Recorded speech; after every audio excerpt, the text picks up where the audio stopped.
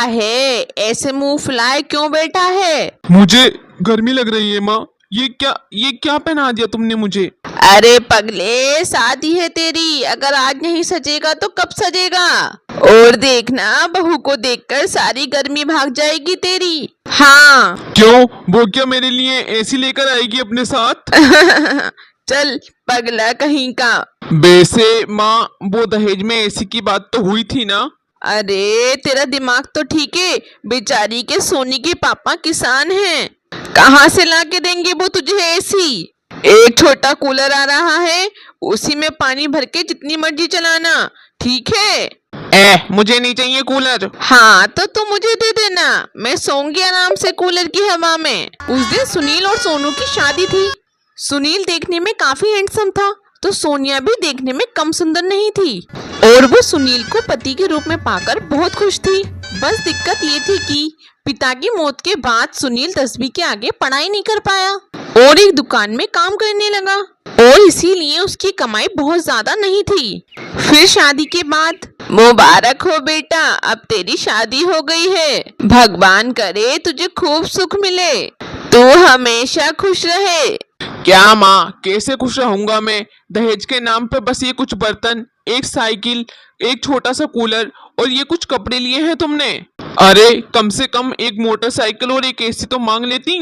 तेरे एसी की तेसी, तुझे समझाया था ना। और वैसे भी हमें दहेज नहीं, एक अच्छी पत्नी चाहिए थी तेरे लिए, और जो तुझे मिल गई है, समझा? असल में सुनील जिस दुकान पर काम करता था वो बहुत बड़ी दुकान थी, और वहाँ कस्टमर्स के लिए बहुत सारे एसी लगे हुए थे, और इसीलिए सुनील को भी एसी की आदत लग गई थी।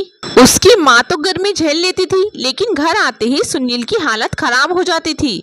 इसीलिए वो चाहता था कि उसे दहेज में कम से कम एक एसी तो मिल ही जाए। और जब ऐसा नहीं हुआ तो वह अपनी पत्नी सोनिया से नाराज रहने लगा। और फिर 1 महीने बाद, हे भगवान, पता नहीं मुझसे क्या गलती हो रही है जो मुझसे ये हमेशा नाराज रहते हैं, क्या करूं? सोनिया, मैं आज घर पे थोड़ा लेट आऊंगा, तो मेरे लिए खाना मत बनाना, दोस्तों के साथ बाहर ही खाऊंगा। अरे कभी इस बेचारी को भी बाहर ले जाया कर। सरला ने सुनील को डांटते हुए कहा तो सुनील वहाँ से मुंह बनाकर चला गया। सुनील दहेज में ऐसी ना मिलने की वजह सोनिया को ही मानता था। उधर बेचारी सोनिया अपनी गरीबी और अपनी किस्मत को कोसती रहती थी। ऐसे ही पूरा 1 साल गुजर गया। इस बीच सोनिया के पिता की मौत हो गई और फिर सरला भी चल बसी। अब घर में सिर्फ सुनील और सोनिया ही बचे थे, लेकिन असल में सोनिया बिल्कुल अकेली पड़ गई थी, क्योंकि सुनील उससे ज्यादा बात नहीं करता था, जबकि सोनिया उस पर अपनी जान छिड़कती थी। नाश्ता तैयार है? हाँ जी तैयार है। ठीक है, मैं नहाने जा रहा हूँ। 1 मिनट रुक जाइए, मैं कुएं से आपके लिए ठंडा पानी निकाल लाती हूँ। बाथरूम में बहुत गर्म पानी आ रहा होगा। अगर मेरी इतनी ही चिंता होती तो अपने बाबा से कहकर एक एसी ही ले आती मेरे लिए दहेज में। रहने दो, अब ये नाटक करने से कोई फायदा नहीं। सोनिया पूरे दिल से सुनील के लिए सारे काम करती थी और हर पल उसे खुश करने के लिए कोई न कोई कोशिश करती रहती थी, लेकिन सुनील उससे कभी सीधे मुंह बात भी नहीं करता था। ऐसे ही वक्त बीतता गया, और फिर जब एक दिन सोनिया सब्जी लेने के लिए बाजार गई तो उसने देखा कि सुनील एक लड़की के साथ वहाँ बड़े मजे से आइसक्रीम खा रहा था। सोनिया चुपके से उनके पीछे आकर छुप गई और उनकी बातें ध्यान से सुनने लगी।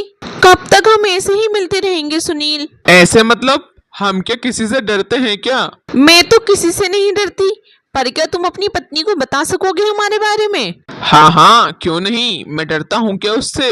रुको, मैं आज ही उसे सब बता दूंगा और कह दूंगा कि चुपचाप यहाँ रहना है तो रहे, वरना कहीं और चली जाए। अच्छा जी। अच्छा, और एक बात बताओ, अगर वो नहीं गई तो तुम्हें कोई उसके साथ रहने में दिक्कत तो नहीं है ना? मुझे क्या दिक्कत होगी?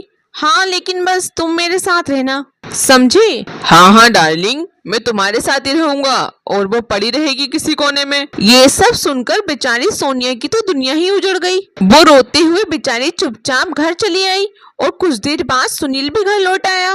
उसे देखते ही सोनिया ने हिम्मत जुटाकर उससे कहा, मुझे मालूम है आप मुझसे क्या चाहते हैं, लेकिन बाबा के जाने के बाद अब मेरा अपना कोई ठिकाना नहीं है। आप कर लो उस लड़की से शादी, मुझे कोई एतराज नहीं, बस मुझे यहीं रहने दीजिए। सोनिया की बात सुनकर सुनील बहुत खुश हो गया और ठीक 2 दिन बाद उसने मोनिका से शादी कर ली। दरअसल मोनिका उसी दुकान के मालिक की बेटी थी जहाँ सुनील काम करता था। शादी में मोनिका अपने साथ काफी सारा सामान लाई थी, जिसमें एक ब्रांड न्यू एसी भी था। एसी देखकर तो सुनील के पांव जमीन पर ही नहीं थे। वो अपने कमरे में अपनी नई पत्नी के साथ एसी की हवा में रहने लगा और बेचारी सोनिया ने रसोई को ही अपना बसेरा बना लिया। और फिर अगले दिन, सुनो ना, मेरे लिए चाय बना दोगे? हाँ हाँ, क्यों नहीं। थैंक यू जान, कितने अच्छे हो तुम। अच्छा सुनो ना, तुम्हें खाना बनाना आता है? आता है, पर उतना अच्छा नहीं आता। पर तुम बनाओ ना खाना। हेलो मिस्टर, मैंने पहले ही बता दिया था तुम्हें, मुझे नहीं आते ये फालतू के काम। हैं? पर मुझे लगा तुम मजाक कर रही थी। अच्छा कोई बात नहीं, तो फिर मैं ही बनाता हूँ। जो सुनील अपने पानी पीने के लिए कभी रसोई से गिलास तक नहीं उठाता था, वो आज अपनी मॉडर्न पत्नी के लिए खाना बना रहा था। ये देखकर सोनिया हैरान थी, पर वो कुछ नहीं बोली। और ये हाल अब हर रोज का था। मोनिका सारा दिन आराम से एसी में बैठकर टीवी देखती और सुनील घर का बाकी सारा काम करता। पर सुनील को इस बात का संतुष्ट था कि उसे रात को एसी में सोने मिल जाता था।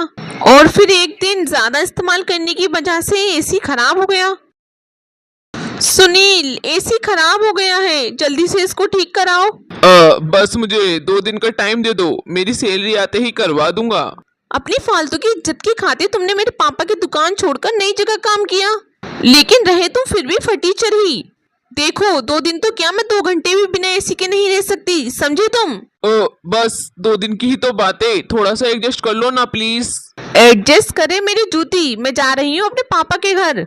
जब एसी ठीक हो जाए तो आकर ले जाना मुझे। वैसे रह तो मैं भी नहीं सकता एसी के बिना, चलो मैं भी चलता हूँ तुम्हारे साथ।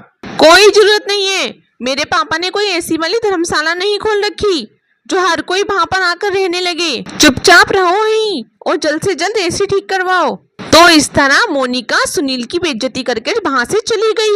रात को उसने बिना एसी के सोने की बहुत कोशिश की, पर वो ठीक से सो नहीं पा रहा था। और फिर थोड़ी देर बाद उसकी अचानक ही आंख लग गई। जब वो सुबह उठा तो उसने देखा कि सोनिया आग वाले पंखे से उसकी लगातार हाथ से हवा कर रही थी। वो रात भर जाकर उसकी पंखे से हवा करती रही, इसीलिए सोनू चैन से सो पाया। और फिर, ये क्या कर रही हो? मुझे मालूम है आपको गर्मी में नींद नहीं आती, इसीलिए हवा करने चली आई। अरे अगर इतनी ही चिंता थी तो कूलर ही चला देती। वो तो बहुत पहले ही खराब हो गया था। क्या? तो तुम इतने दिनों तक बिना पंखे और कूलर के रही और मुझसे कुछ कहा तक नहीं, और मैं आराम से एसी में सोता रहा, वो भी एक ऐसी औरत के साथ जिसे मेरी जरा भी परवाह नहीं है। सुनील अपने किए पर बहुत शर्मिंदा था। उसने सोनिया से माफी मांगी, सोनिया ने भी उसे माफ कर दिया और फिर उसी शाम वो मोनिका के घर पे गया। साथ में वो एसी भी था जो उसे दहेज में मिला था। और फिर एसी ठीक हो गया। नहीं, मेरा दिमाग ठीक हो गया, अब तुम अपने पापा के पास ही रहो और लो अपना एसी भी अपने पास रखो। इसकी ना तो अब मुझे जरूरत है और ना ही चाहत। चैनल पे नए हैं तो वीडियो को लाइक करें और चैनल को सब्सक्राइब करें और कमेंट करके हमें जरूर बताएं कि आपको हमारी वीडियो कैसी लगी।